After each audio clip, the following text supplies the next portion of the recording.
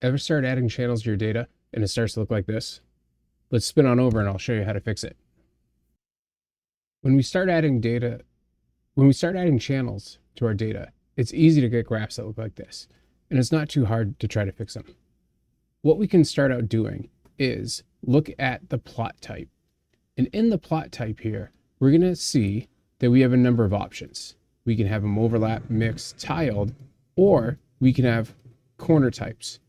Unless you have data that's specific to the corner of the car, like maybe tire temps, tire pressures, shock positions, something like that, the corner type probably won't help you.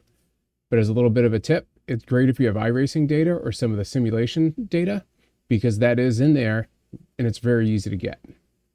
For the rest of us, the plot type that we see here is overlapped. It puts everything on one graph and it can become very hard to read. The type that a lot of people like, tiled.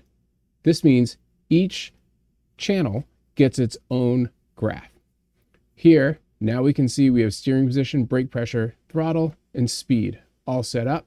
And a little pro tip, you can always click the line in between and drag and drop it to size them. Double click the position to move it where you want to auto scale. The type that I like to use a lot is the mixed.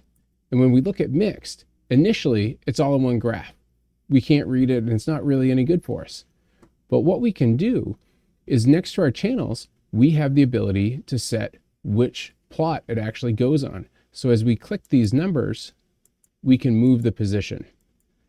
And now we're able to set up a graph that we want to use and that we can get the information that we want.